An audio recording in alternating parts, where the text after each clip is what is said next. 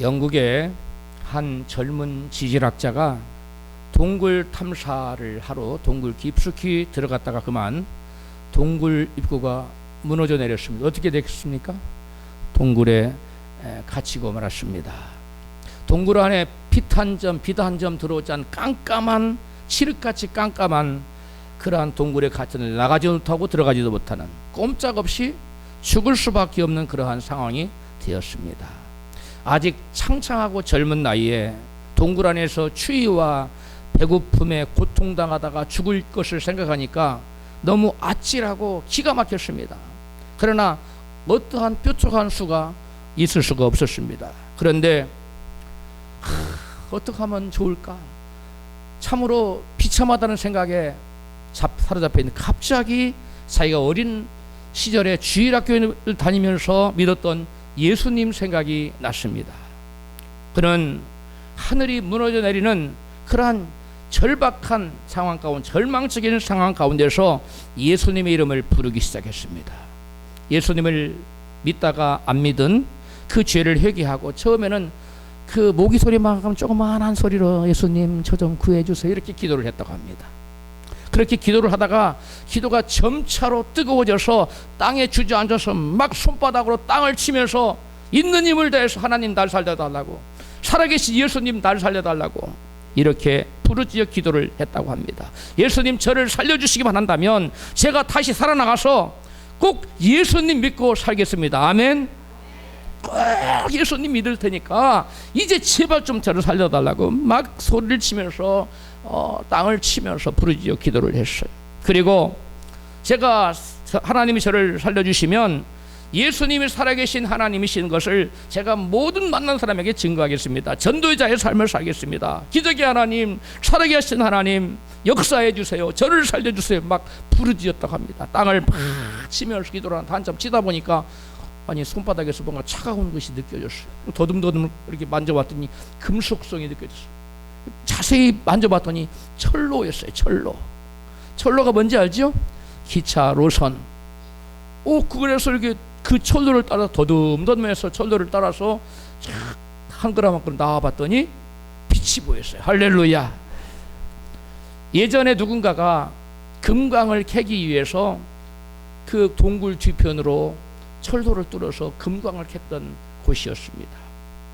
그가 살아나와서 어둠 속에서 만난 예수님이라는 책을 써서 자기가 체험한 예수님에 관해서 만나는 모든 사람에게 증거하고, 책을 통해서 만나지 못한 사람에게도 예수님이 하나님이시라고, 예수님께 기도하면 아무리 죽을 환경에 있다 할지라도, 인생이 어떠한 어둠 속에 처한다 할지라도 하나님께서 빛을 보게 하신다는 것을 증거했다는 것입니다. 할렐루야. 이 지질학자가 죽음에 직면하는 고난을 당하지 않았더라면 그가 과연 예수 믿고 구원받게 되었을까요? 아니겠지요. 사람들은 고난 당하는 것을 너나 할 것 없이 다 싫어합니다. 고난 당한 사람 좋아하는 사람 아무도 없습니다. 그러나 우리 하나님은 우리 인간이 싫어하는 그 고난을 당신의 자녀들을 축복하는 축복의 방편으로 사용하신다는 것입니다. 할렐루야. 오늘 본문은 애굽에서 바로의 종으로 살아가는 이스라엘 백성들을 고난을 통해서 구원해내는 과정을 보여주고 있습니다. 하나님께서 바로에게 이스라엘 백성들을 살아계신 여호와 하나님을 예배하도록 풀어주라고 모세를 보내서 바로에게 말했지만 바로는 완강하게 거부했습니다. 본문 출애굽기 5장 1절 본문이 아니지요. 같이 읽습니다. 시작. 모세와 아론이 가서 바로에게 이르되 이스라엘 하나님 여호와의 말씀에 내 백성을 보내라. 바로가 가로되 여호와가 누구고 한데 내가 그 말을 듣고 이스라엘을 보내겠느냐. 나는 여호와를 알지 못하니 이스라엘도 보내지 아니하리라. 아멘. 바로가 모세에게 여호와가 누구냐, 나는 그를 알지 못하는데 내가 어찌 이스라엘을 보내겠느냐 하면서 완강하게 버티고 있지 않습니까? 그러자 하나님께서 이스라엘 백성들을 애굽의 종살이로부터, 바로의 학정으로부터 구원해내시기 위하여 쓰시는 방편이 바로 애굽의 신들을, 우상들을 심판하시는 것이었습니다. 그 우상들을 심판할 때 우상을 신으로 믿고 있는 사람들도 같이 고난을 받습니다. 저와 여러분이 우상들을 믿고 있다면 하나님이 그 우상들을 심판할 때 그 우상과 더불어 같이 고난을 받게 된다는 것입니다. 바로와 애굽 백성들은 그동안 애굽의 우상을 자기들에게 생명을 부여하고 지켜주고 보호해주는 하나님으로 섬겨왔습니다. 하나님은 그들이 섬기는 그 애굽의 신들이 참 하나님이 아니라, 참신이 아니라 살아계신 여호와 하나님이신 것을 그들이 믿고 섬겨왔던 우상들을 심판함으로써 여실히 보여주셨습니다. 하나님은 애굽 백성들이 섬기는 우상 신들에게 10가지 재앙으로 심판하셨는데, 오늘 우리가 읽은 본문에는 그 중에 3가지만 나타나 있습니다.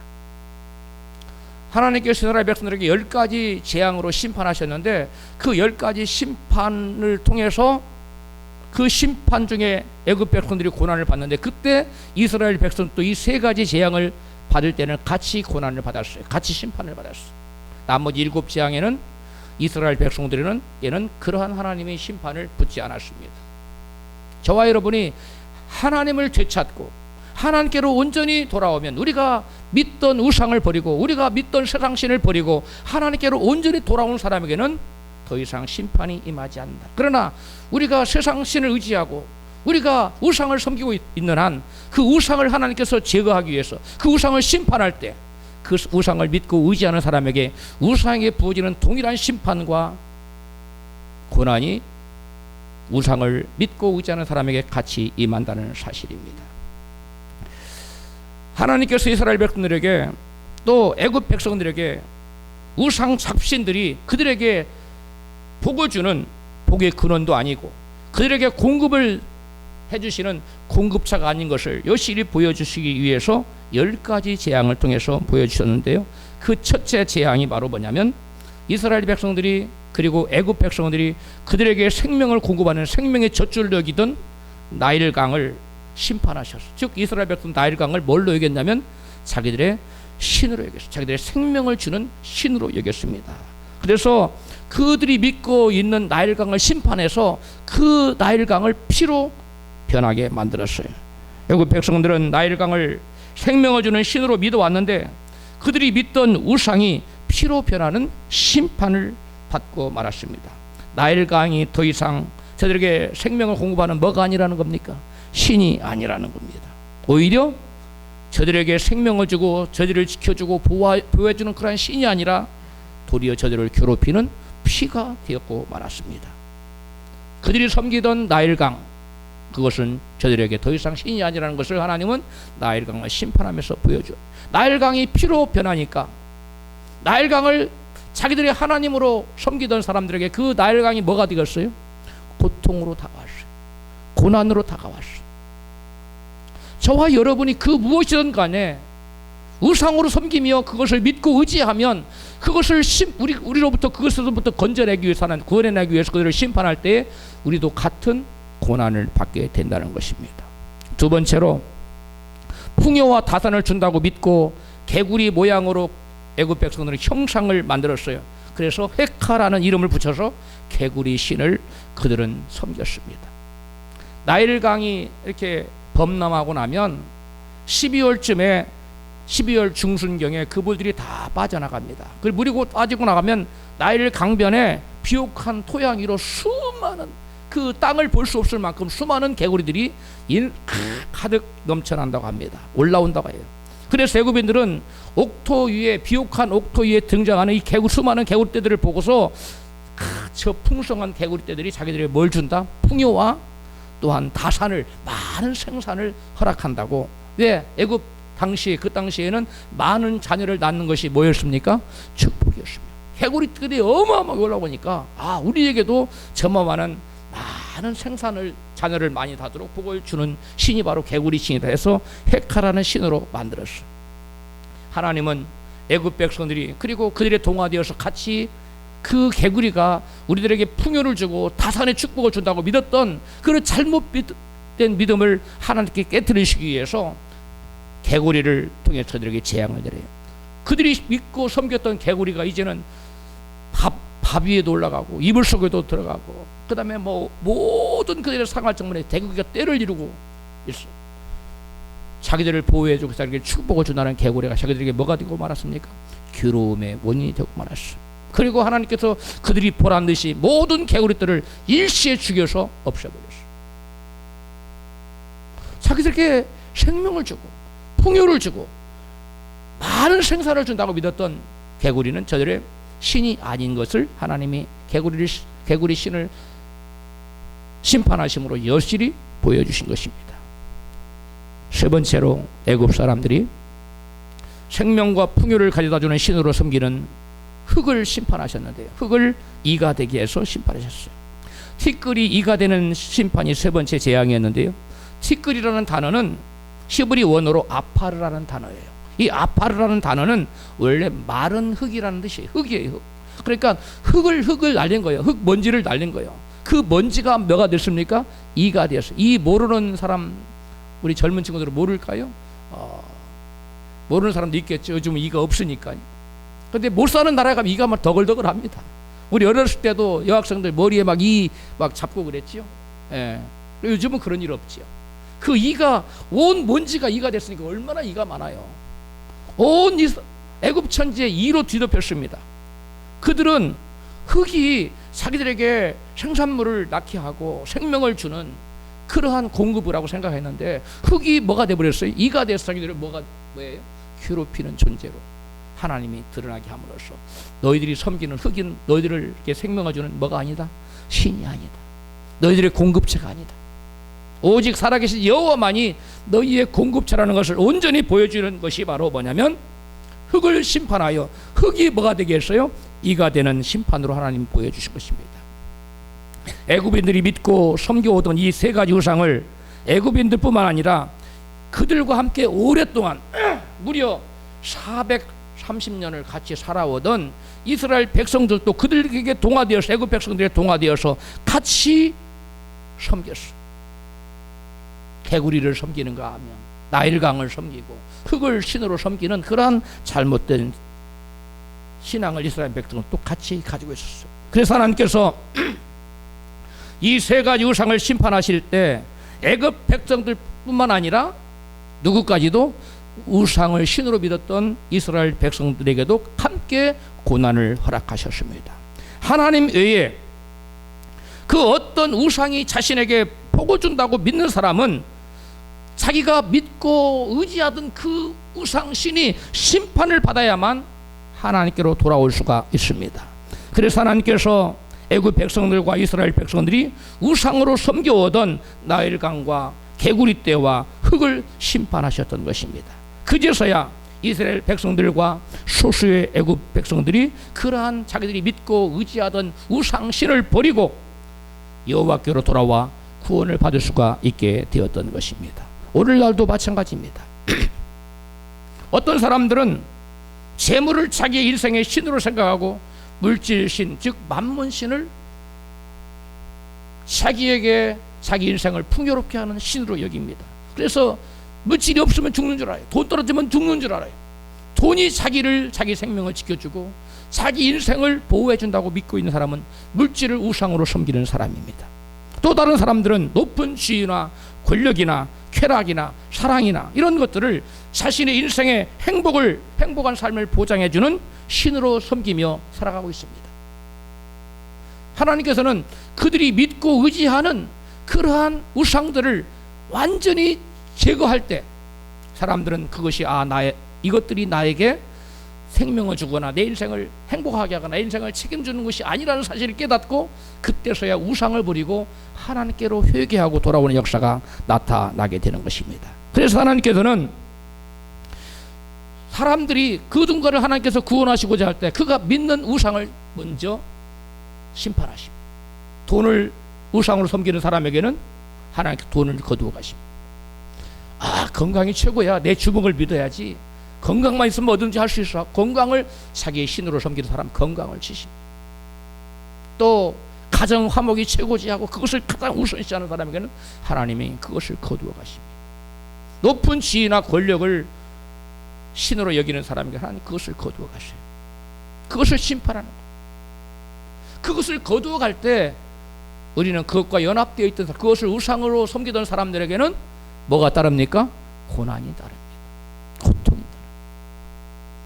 하나님께서 돈을 거두가시기 위해서 기업체를 다 무너뜨려버리고, 또 건강을 완전히 무너뜨려버리고, 자녀들이 엉뚱한 길로 가게 하고, 여러 가지 문제가 생길 때 내가 아끼고 내 생명을 보존한 걸 여겼던 것들이 내게서 떠나갈 때, 내 손에서 다 벗어날 때 사람들은 심각한 고통을 느낍니다. 큰 고난을 당합니다. 그때서야 사람들은 비로소 내가 믿고 의지했던 이 물질이, 내가 믿고 의지했던 이러한 건강이, 뭐 사회적 지위나 권력이, 명예, 이런 것들이 나의 하나님이 아니었구나, 내 인생을 보장하는 것이 아니었구나라는 것을 그때서 비로소 깨닫고 회개하고, 손들고 천부여지옵소서, 손들고 옵니다 하고 주님께 회개하고 돌아오는 역사가 나타난다는 것입니다. 할렐루야. 하나님께서는 사람들이 믿고 의지하는 돈, 건강, 지위, 권력, 사랑, 그것이 무엇이든 간에 자기가 더 이상 그 우상을 자기의 신으로 섬기지 않을 때까지, 그것들을 자기의 신으로 믿고 의지하지 않을 때까지 하나님께서 그것을 철저히 부서뜨리십니다. 그 철저히 부서뜨림을 당할 때 사람들은 고난을 당해요. 이러한 고난을 통해서 하나님은 당신의 사랑하는 자녀들을 당신의 품으로 인도하는, 구원해내는 하나님의 구원의 도구로 사용하신다는 것입니다. 그래서 우리 중에 진정으로 예수 믿는 사람들은 아마 다 경험이 있을 거예요. 어떤 사람에게는 뭐 건강의 문제로, 어떤 사람은 가정의 문제, 자녀의 문제, 뭐 여러 가지 문제로 주님 앞에 돌아왔지 아무 문제도 없는데 멀쩡하게 주님 앞에 나온 사람은 아무도 없을 것입니다. 모태신앙이나 아니면 특별한 경우를 빼놓고는 하나님께서 고난의 채찍으로 내리칠 때, 그때 그 우상, 내가 섬긴 우상이 심판당할 때 나도 같이 심판을 당하는, 그 고난을 통해서 내가 믿고 의지했던 것이 내 생명을 보존하는, 내게 공급을 주는 신이 아니라는 사실을 깨닫고 하나님께로 돌아오게 된다는 것입니다. 하나님께서 재물을 쳐서 회개하지 않은 사람은요, 그 다음엔 지위나 권력을 칩니다. 그래도 회개하지 않으면 가정이나 자녀들을 칩니다. 그래도 회개하지 않으면 그 사람이 죽을지 살지 모르는 심대한 질병으로 하나님 때리십니다. 얼마나 완악하냐에 따라서 다르지만, 정도의 차이는 있지만, 지혜로운 사람은 하나님이 때리려고 손만 들어도 회개하고 돌아오는데, 완악한 사람은 진탕 맞고 큰 고통을 당하고 돌아옵니다. 우리는 크게 맞지 않고 쉽게 돌아오는 저와 여러분 됐으면 좋겠습니다. 할렐루야. 자기가 가진 모든 것을 다 잃어버릴지라도 그 영혼이 구원받아 천국 가는 것이 얼마나 다행이고 복된 일입니까? 마태복음 16장 26절에 예수님은 다같이 사람이 만일 온 천하를 얻고도 제 목숨을 잃으면 무엇이 유익하리요? 사람이 무엇을 주고 제 목숨을 바꾸겠느냐? 온 천하를 얻었는데 자기 목숨, 이 목숨이란 헬라어 원어는 푸시케라는 단어인데 우리 영원한 생명을 말해요. 내적인 생명을 말해요. 나 자 본질을 의미하는 거예요. 근데 내가 온 천하를 얻었어요. 근데 내 영혼이 죽어서 지옥 간다면 이 세상에서 쌓아놓은 모든 금은 보화가 그게 자기에게 무슨 유익이 있냐는 것입니다. 우리에게 가장 중요한 것은 성경 말씀처럼 믿음의 결국은 영혼의 구원을 받습니다. 우리 영혼이 구원받는 것이 가장 중요한 것인데 온 천하를 얻었는데 영혼이 구원받지 못하고 지옥 간다면 얼마나 비참하고 불쌍한 인간이냐 하는 것입니다. 자, 이제 애굽에서 고난 중에 구원받아 나온 사람들은 이제 그 인생의 고난의 먹구름이 싹 사라지고 찬란한 햇빛이 쫙 쨍쨍 내리치겠죠? 그래요, 안 그래요? 사람들은 이스라엘 백성들을 애굽의 소나기에서 구원낸 다음에 바로 가나안 땅으로, 모든 것이 형통하고 풍성한 가나안 땅으로 하나님의 사뿐히 인도해 주기를 원하고 있습니다. 그렇게 될 줄로 믿고 있습니다. 우리 전도할 때 예수 믿고 뭐 받으라고 그래요? 축복 받으라고 하죠. 사람 예수 믿으면 축복이 그냥 금방 막 자고 일어나면 그 앞에 대문에 금싸라기 이렇게 쌓이는 걸로 생각합니다. 그런데 우리는 그렇게 됐으면 좋겠다고 생각. 우리 하나님 그렇게 안 하신다는 데 문제가 있는 거예요. 우리 하나님 이스라엘 백성들을 구원해낸 다음에 곧장 가나안으로 데려가지 않았어요. 가나안으로 데려가려면 빠르면 일주일, 천천히 가도 열흘이면 갈 수 있는 그리 멀지 않는 여정이었습니다. 그런데 하나님께서는 그 블레셋을 통과해서 가면 일주일이면 들어가요. 그런데 이스라엘 백성들이 블레셋을 통과하면 그들과 전쟁이 두려워서 뒤로 돌아갈 것을 염려해서 하나님은 여정을 돌리셨어요. 홍해를 건너서 광야를 통과하는 길을 다시 뱅뱅뱅뱅 돌리게 만들었어요. 그래서 하나님께서 이스라엘 백성을 돌아가게 하셨는데요. 왜 그랬느냐? 이게 굉장히 중요한 겁니다. 아직 이스라엘 백성들에게 블레셋과 만나서 저들이 전쟁할 능력은 없고 힘은 없고, 전쟁물들은 언제 해봤어요? 언제 싸워봤어요? 무슨 무기가 있어요?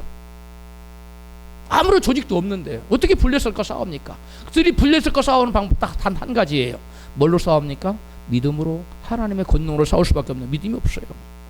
아직 저들은 블레셋과 맞아 싸울 수 있는 힘이 없었던 겁니다. 믿음이 없었던 거예요.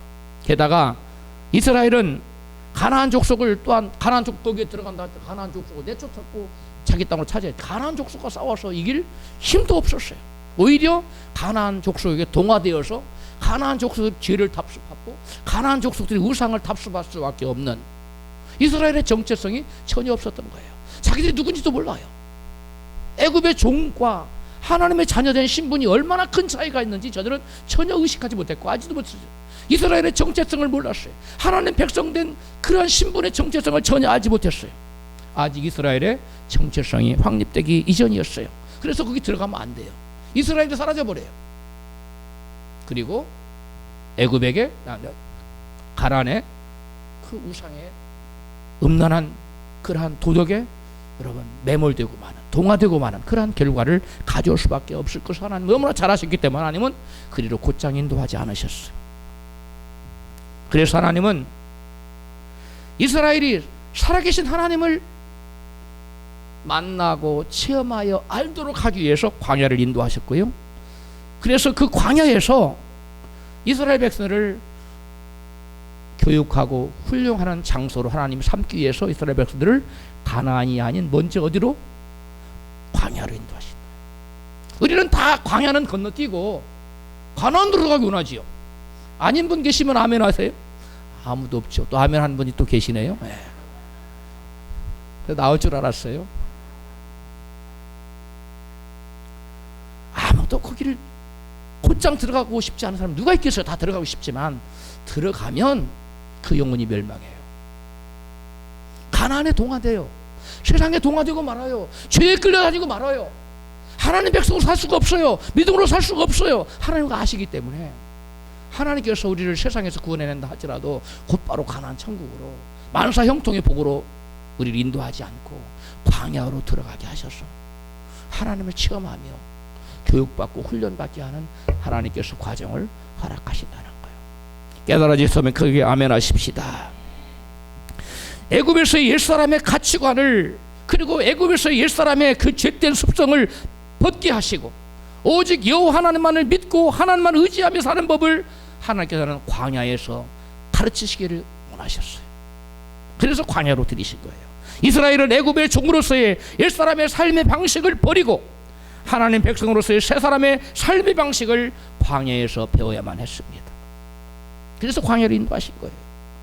이스라엘이 애굽에서 살 때는 나일강과 나일강 주변의 비옥한 옥토가 자기들에게 먹고 살 것을 공급해 준다고 믿었습니다. 그들이 종에서 해방되긴 했으나 저들이 광야에 들어가 보니까 광야에는 마실 물도 없지요, 먹을 음식도 없지요, 갈증만 나는 그러한 허허 벌판의 땅일 뿐이었어요. 여호와 하나님이 자기들의 공급자라고 믿지 않았기에 이스라엘 백성들은 여호와께 기도로 그 무엇을 구할 줄을 몰랐습니다. 그리고 하나님의 공급에 대해서 그들은 감사해 본 적도 없습니다. 그런데 광야로 나와서 살다 보니까 마실 물이 없네요. 또 먹을 음식도 없네요. 살아갈 길이 막막합니다. 이스라엘은 그때마다 하나님께 원망하고 불평했어요.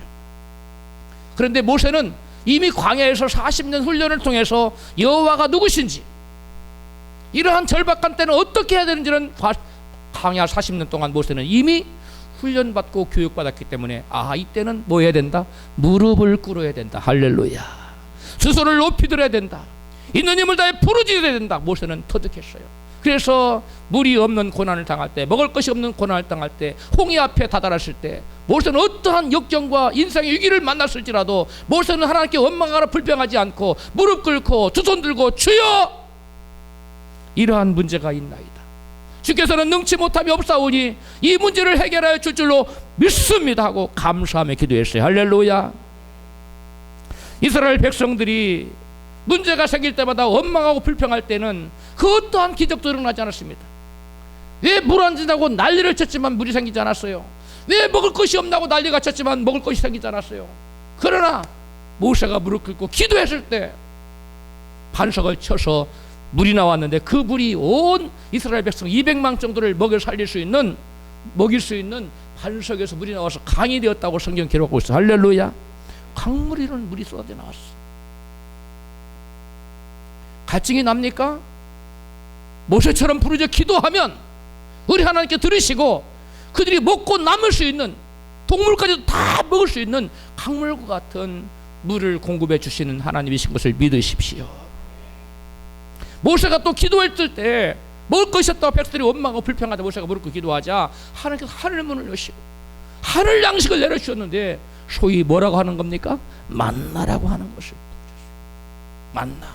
만나는 맛있었나 봐요. 만나라고 할게.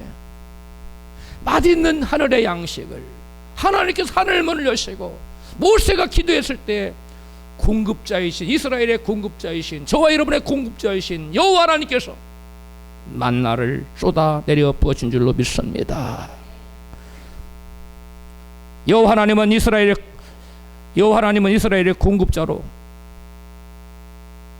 애굽의 나일강도 아니고 또 애굽 그 나일강 주변에 비옥한 그 옥토도 아니고, 오직 이스라엘의 공급자는 누구라는 사실을, 여호와 하나님이라는 사실을 깨닫고 알고 하기 위해, 체험하도록 하기 위해서 이스라엘 백성들을 광야로 인도하신 거예요. 할렐루야.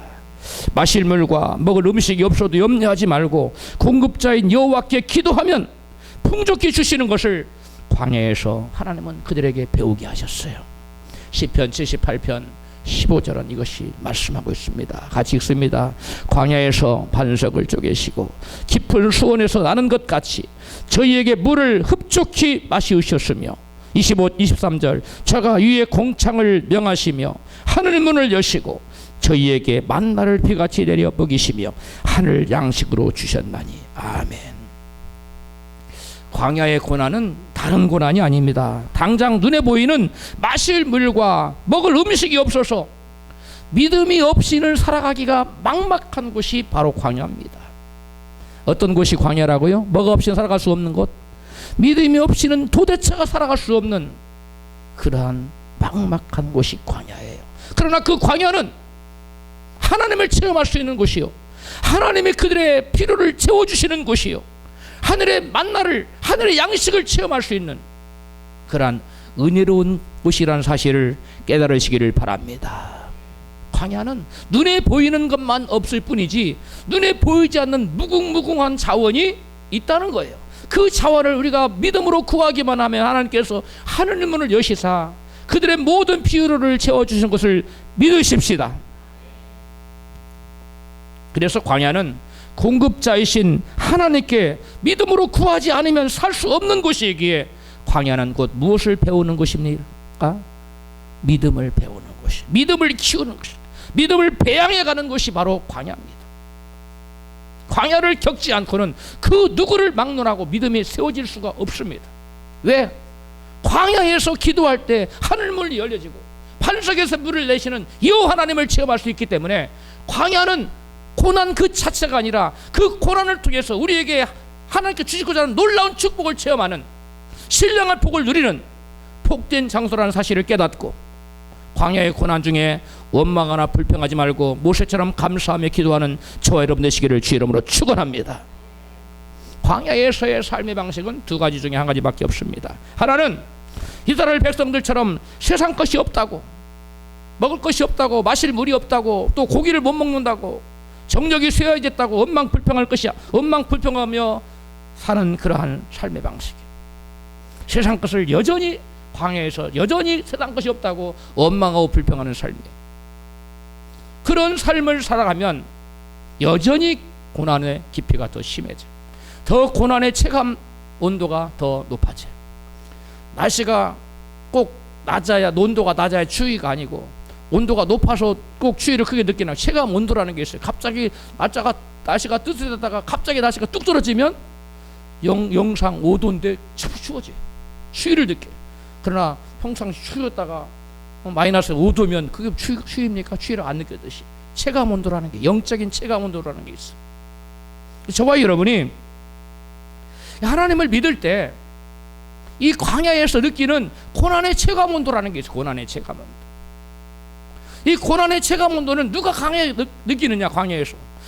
광야 대학에 들어와서 여전히 세상 것을 추구하고 살아가는 사람에게는 고난의 강도를 더 강하게 느낄 수밖에 없어요. 그러나 이 고난의 대학에, 이 광야 대학에 들어와서 고난의 체감 온도를 별로 느끼지, 고난이라고 생각하지 않고 감사 속에 살 수 있는 사람 누구냐? 세상 것을 추구하지 않고 오로지 은혜를 추구하고 하나님을 추구하는 사람에게는 하나님의 문이 때때로 열리기 때문에 고난의 체감 온도가 높아요, 낮아요? 그런 사람이 낮아요. 고난이라고 여겨지지 않습니다. 우리 라이프 비전 교회 성도는 다 고난의 체감 온도를 전혀 느끼지 않는 분들 되기를 축복합니다. 또 다른 삶의 방식은 모세처럼 세상 것이 없다고 원망하고 불평하지 않고, 이스라엘 백성들은 원망하고 불평하지 않고 모세처럼 모든 것을 주님께 맡기고 문제를 당할 때마다 주님께 무릎 꿇고 하나님께 기도하여 공급받는 삶을 사는 방식이에요. 한 방식은 없다고 투덜대며 원망 불평하는 삶의 방식. 그 사람은 고난의 체감 온도를 강하게 느끼며 살아갈 수밖에 없어요. 근데 모세처럼 문제를 당할 때마다 무릎 꿇고 기도하여 하나님께 하늘의 공급을, 자원을 공급받고 사는 사람은 기뻐하며 감사하고 고난의 체감 온도를 전혀 느끼지 않고, 오히려 광야 가운데도 사람들, 저 사람 먹을 게 없는데 왜 이렇게 맨날 희죽희죽하고 웃어? 저 사람은 지금 직업도 떨어졌는데 지금 뭐가 기쁘다 이렇게 웃어? 행복한 삶을 사는, 뭘 가진 것이 있어서가 행복한 것이 아니라 아무것이 손에 없어도 하나님을 믿고 의지함으로 주님께 기도하여 공급받음으로 풍성함을 드리는 복된 삶을 살 수가 있는 것. 바로 모세가 그런 삶을 사는 겁니다. 할렐루야. 광야에서는 더 이상 이제 나일강도 없지요, 비옥한 땅도 없지요. 그러나 대신 있는 게 있어요. 뭐가 있습니까? 공급자이신 여호와 하나님이시죠. 옛날에는 나일강이 공급해줬어요. 옛날에는 흙이 공급해줬어요. 옛날에는 개구리가 공급해준다고 믿었어요. 근데 그런 건 없어요. 그런 건 없는, 세상 것은 없는데 그 모든 것을 주관하시고 모든 것을 공급해 주시는 하나님이 계신다는 거예요. 광야 대학에서는 그 하나님 모시고 사는 사람이 행복한 사람이요 복된 사람인 줄로 믿습니다. 하나님께서는 구원받은 사람을 먼저 광야로 인도하는 것은 바로 과거에 믿고 의지하던 우상 대신 이제는 하나님을 믿고 의지하는 법을 깨닫게 하기 위하여, 교육시키기 위하여 광야 대학으로 인도하시는 것입니다. 그러기 위해서는 자기 옛사람을 부인하고 자기 죄에 물든 옛 습성을 버리는 훈련을 받아야만 할 필요가 있는 것입니다. 내 의지대로 사는 삶의 방식을 포기하고 대신 말씀과 성령님의 인도를 받는 삶의 방식을 배우는 훈련이 필요한 것이 광야입니다. 하나님께서는 이러한 교육과 훈련을 광야 대학에서 시키십니다. 이러한 광야 대학의 훈련 과정을 효과적으로 받아서 보다 빨리 졸업시키기 위해서 교회에서 하는 일이 있는데 뭐냐면 제자와 훈련을 시키는 것입니다. 제자와 훈련은 과거에 믿고 의지하던 재물, 지위, 권력, 우상을 버리고 하나님을 전적으로 믿고 의지하게 하는 훈련입니다. 자기가 주인 되어서 스스로 인생을 경영하려던 옛사람의 삶의 방식을 포기하고 진정으로 회개하게 하는 훈련 과정이 바로 제자와 훈련입니다. 여러분 삶 속에 광야의 목마름이 있지는 않습니까? 재물의 목마름이 있지는 않습니까? 제자 훈련을 잘 받아서 재물의 공급자가 하나님이심을 전적으로 믿고 믿음으로 심고 그분을 신뢰하며 사시기를 바랍니다. 건강에 목마름이 있는 분이 있습니까? 제자 훈련을 잘 받았어. 네 인생의 주관자가 내가 아니라 하나님이심을 믿고 나를 위해서가 아니라 그분을 위해서 사십시오. 높은 지위나 성공에 목마른 분이 있습니까? 자신의 영광과 유익을 위해 살지 말고 그 나라와 그를 위해서 사시기를 바랍니다. 애정과 가정의 화목에 목마른 분이 있습니까? 먼저 선심으로 하나님 얼굴을 구하시고 하나님과의 관계를 회복하시기를 바랍니다. 그러하면 여러분의 목마름이 다 분야의 목마름이, 어떤 사람은 이런 분야의 목마름이 있고 어떤 사람은 저런 분야의 목마름이 있는, 이런 각 분야의 목마름이 바로 온전히 사라질 줄로 믿습니다. 광야는 단지 마실 물이 없고 먹을 음식이 없는 황량하고 쓸쓸한 곳이 아니라 하나님이 총장이신 광야 교육대학 과정이에요. 광야 교육대학 과정은 크게 4단계로 나눠져요. 1단계 코스는 하나님이 어떤 분이신가를 알아가는 과정입니다. 광야대학 2단계 코스는 자신의 공급자라고 자신이 믿고 의지하며 섬겨왔던 우상을 버리는 과정입니다. 2단계는 무슨 과정이라고요? 우상을 버리는 과정이에요. 광야대학 3단계는 옛사람의 가치관과 옛사람의 죄된 삶의 습관을 버리고 새 사람으로 그 옛사람이 새 사람으로 바뀌는 그러한 과정입니다. 광야대학의 네 번째 코스, 마지막 코스는 어떠한 경우에도 신실하신 하나님 믿고 그분의 주권을 온전히 인정하는 법을 배우는 과정입니다.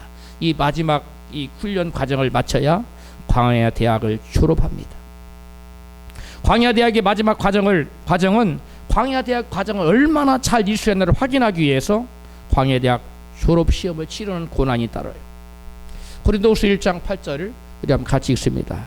우리가 힘에 지나도록 심한 고생을 받아 살 소망까지 끊어지고 우리 마음에 사형 선고를 받은 줄 알았으니 이는 우리로 자기를 의뢰하지 말고 오직 죽은 자를 다시 살리시는 하나님만 의뢰하게 하심이라. 아멘. 살 소망까지 끊어질 정도의 마음의 사형 선고를 받을 정도의 고난. 왜 이런 고난을 하나님 허락하시느냐? 이건 광야대학의 마지막 시험인데 우리로 하여금 누구를 의뢰하지 말고 나 자신을 의뢰하지 말고 우리를 죽은 자 가운데 다시 살리신 하나님만 의뢰하도록 이런 고난을 허락했다는 거예요. 많은 사람들이 자기가 가진 돈 좀 있으면 돈을 의지하지. 또 학벌 있는 사람은 학벌을 의지합니다. 지식을. 또 좀 멋들어지게 생기고 미모가 있는 분들은 또 그걸 의지하지요. 자기가 뭔가 가졌다고 하는 것을 사람들은 의지합니다. 그러나 하나님은 그런 거 의지하지 말고 전적으로 누구를 의지하고 살아라. 살아계신 하나님 믿고 의지하고 살아라고 하나님께서 이러한 고난으로 그런 것들을 다 하나님이 제거해내신다. 이것이 광야대학에서 이런 마지막으로 받을 코스예요. 이것을 합격해야만 우리는 광야대학을 졸업해요. 죽을 수밖에 없는 환난과 고난을 만났을 때조차 또 신실하신 하나님만 믿고 의지하는 법을 배우게 하는 고난이 바로 그러한 고난이에요. 바울이 로마 빌립보 지역에 교회를 세우려고 하다가 점치는 귀신 들린 자를 귀신 쫓아내 줬어요. 그래서 그 주인이 돈벌이가 사라졌잖아요. 잡아다가 관원에게 도발을 해서 붙잡혀서 심히 매를 맞고 감을 갇히게 되었는데 한번 같이 읽어요. 사도행전 16장 23절입니다.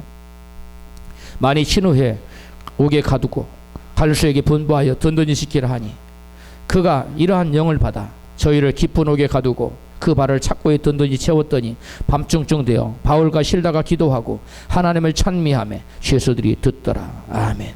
바울과 실라가 무슨 잘못한 것도 아니고 기도하러 가다가 귀신 쫓아낸 일로 붙잡혀서 심하게 매를 맞고 감을 갇히게 되었어요. 한번 들어가면 미치거나 아니면 죽어야만 나올 수 있는 그러한 무시무시한 감을 갇혔는데도 바울과 실라는 한밤중에 뭐 했다고요? 기도하고 찬양했다. 바울도 곧장 찬양이 나오지 않았던가 봐요. 먼저 기도하고 찬양했다는 거예요. 그러한 인생의 한밤중에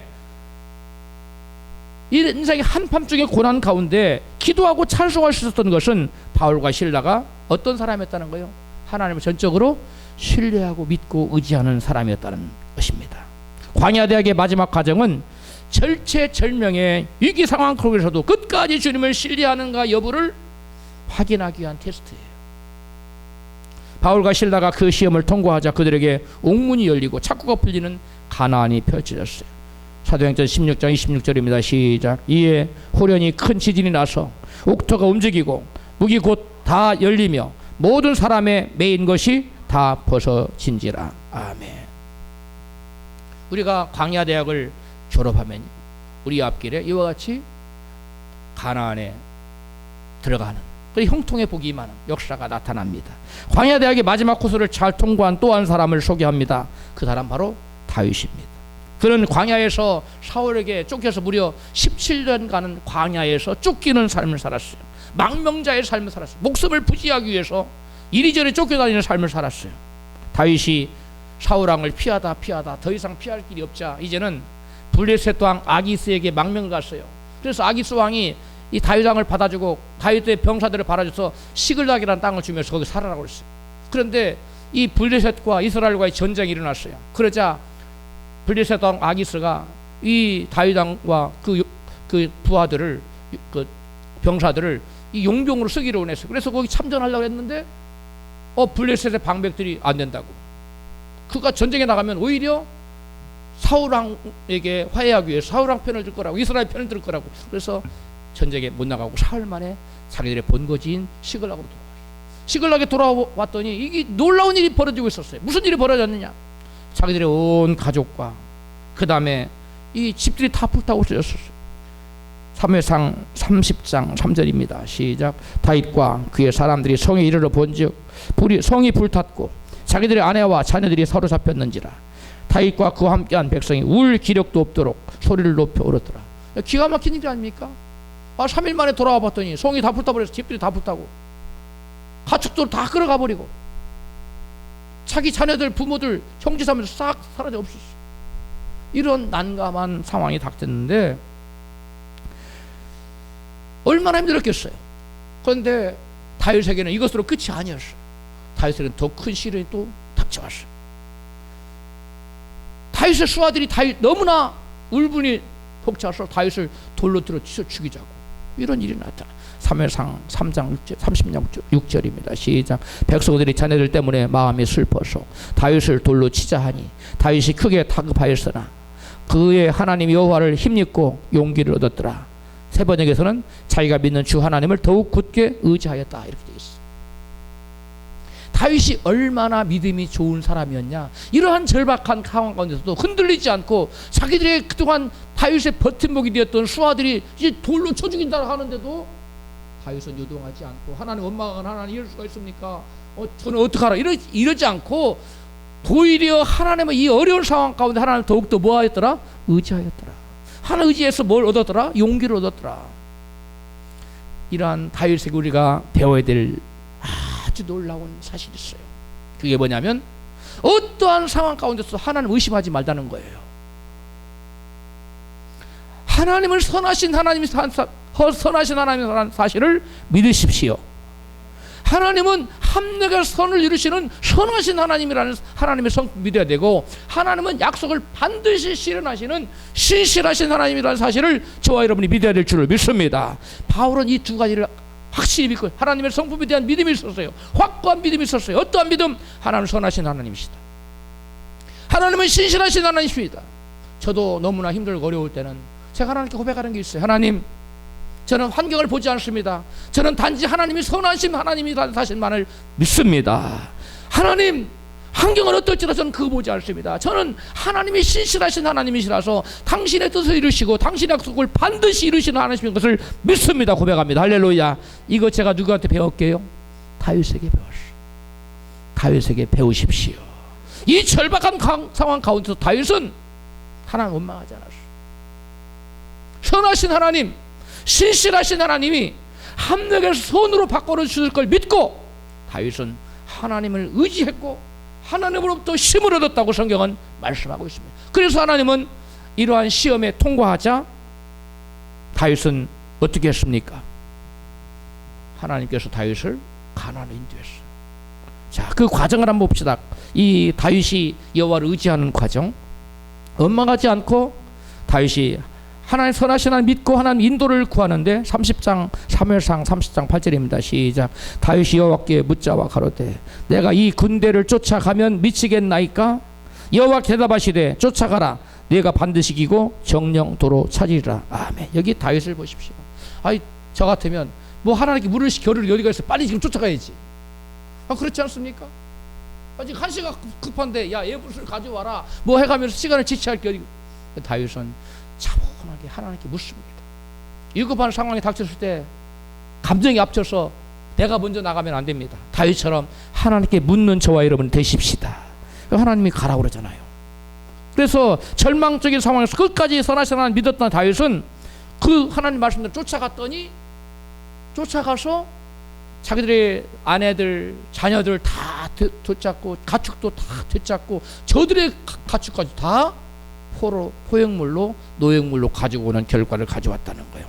30장 사무엘상 30장 18절입니다. 시작. 다윗이 아멜렉 사람에 취하였던 모든 것을 도로 찾고 그들의 탈취했던 것 곧 자녀들이나 빼앗겼던 것에 아무것도 잃은 것이 없이 다윗이 도로 찾아왔고 또 양떼와 소떼를 다 탈취하였더라.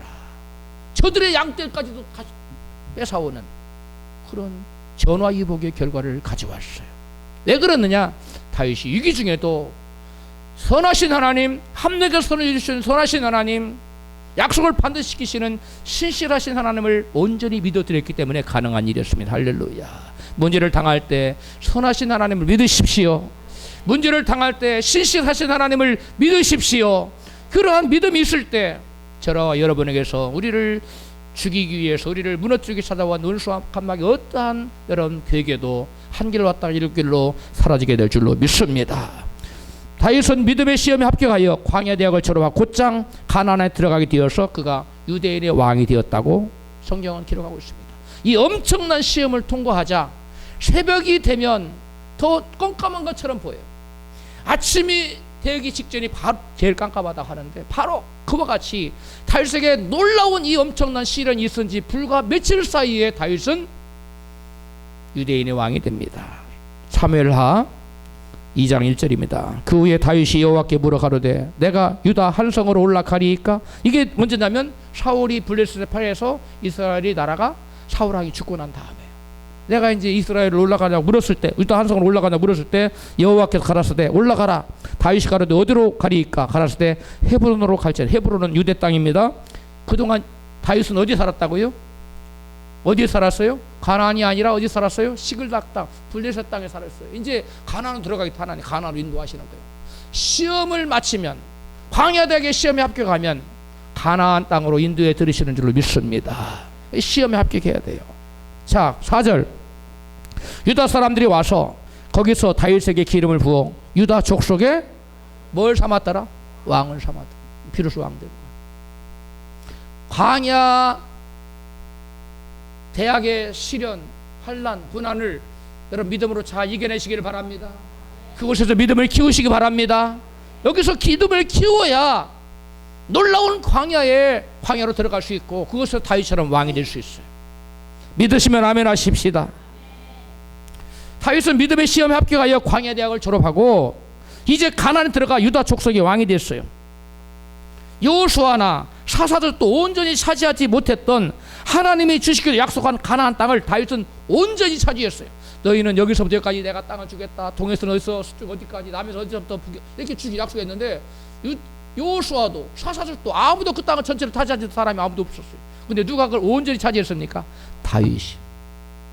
다윗이 광야에서 17년 동안 광야훈련, 광야대학을 쫙 수업을 받아서 믿음의 시험에 합격했을 때 하나님께서는 다윗을 가나안으로 들어보내서 그 땅을 온전히 되찾게 하고 왕이 되게 하고 이스라엘 나라 중에 가장 태평성대한 시대가 언제냐? 다윗 시대예요. 그리고 다윗은 가면 가서 백전백승, 단 한 번의 패배도 없었어요. 다윗은 백전백승. 할렐루야.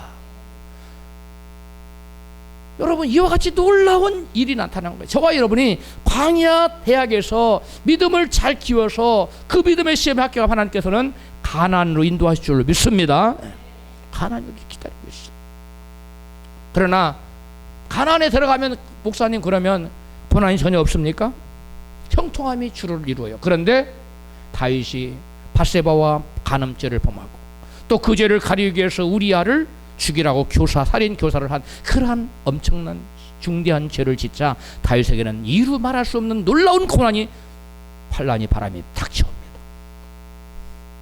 광야 대학을 졸업했다 할지라도 가난에 들어갔다 할지라도 하나님께서 미워하시는 중대한 죄를 범하면 다시 환란과 고난의 바람이 닥쳐온다는 사실을 저와 여러분은 명심해야 될 줄로 믿습니다. 여호수아가 가나안 들어가서 여리고성을 물리치고 혁혁한 공을 세웠지. 그런데 그 엄청난 여리고성을 무너뜨리니까 마음이 고만해졌어요. 그래서 하나님께 묻지도 않고 아이성을 백성들과 의논한 다음에 침공하러 들어갔다가 대패해서 수많은 백성들이 죽고 엄청난 고난을 당하게 됐죠. 이게 무슨 말입니까? 비록 가난에 들어갔다 할지라도 하나님을 내 인생의 주인으로 삼지 않고 크고 작은 모든 일에 주님께 여쭤보지 않고 내가 스스로 인생의 주인 되어서 내 마음대로 결정해서 자기 인생을 경영하려고 한 사람에게는 가난에 들어갔다 할지라도 여전히 고난의 바람이 본들어온다는 사실을 기억하십시오. 내 인생의 교난, 내 인생의 스스로 주인 되면 안 됩니다. 하나님 이스라엘을 가나안으로 바로 인도하지 않고 광야로 인도하신 것은 믿음 훈련을 받아야 가나안 땅을 차지할 수 있기 때문이었습니다. 우리 모두 광야 교회에 있을 때에 원망 불평하지 말고 믿음 훈련 잘 받아서 가나안 땅을 차지할 수 있기를 주의 이름으로 축원합니다.